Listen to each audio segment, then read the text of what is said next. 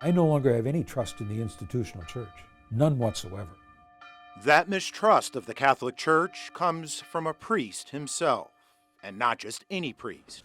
Tom Doyle has reviewed more than 1,000 clergy sex abuse cases from across the country and around the world. The myth is that the institution, the bishops, are going to be able to fix it themselves. They've been saying that for 30 years, and they haven't fixed it.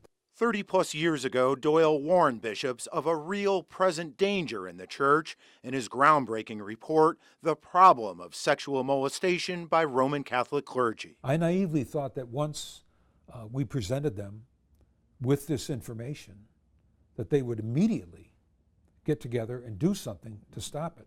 You were wrong. I was totally wrong. Here we are 33 years later. And the same problems exist.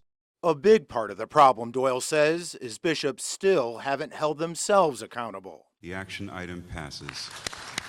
In 2002 in Dallas, the U.S. Conference of Catholic Bishops passed the Charter for the Protection of Children and Young People. It established zero tolerance for abusive priests and deacons. You will be stripped of your ministry forever. But no consequences for bishops who conceal abuse.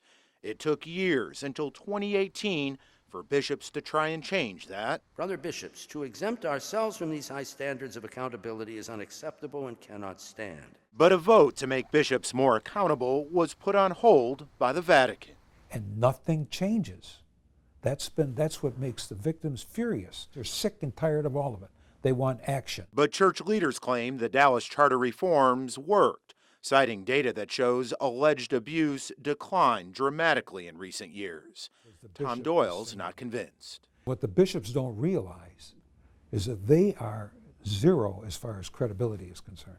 Greater accountability and transparency. He points to the rhetoric from Cardinal Daniel DiNardo, president of the U.S. Conference of Catholic Bishops. Cardinal DiNardo made a statement that bishops are going to be all transparent. Well, it's a little too late for that. You know, they've been saying that for 20 years, and they're still not transparent. They pick and choose when they want to be transparent. He questions the transparency in the list of so-called credibly accused priests the Archdiocese of Galveston-Houston and others plan to release soon. The problem is very simple. The system itself, the bishops themselves, decide who is credibly accused and who isn't. So you can't really trust that. Why not?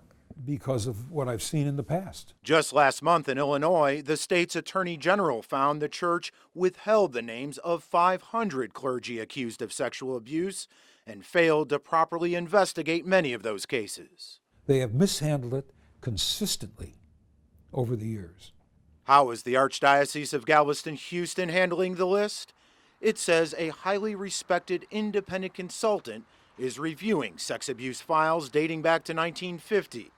But what Cardinal DiNardo is not saying is how credibly accused is defined. It's a subjective definition that the institution that the bishops are coming up with because of the pressure they're under to do something. And all the promises of transparency, of caring for the victims, that's the biggest farce when they talk about we're going to do everything we can. They're going to be our first priority. Well, they haven't been yet.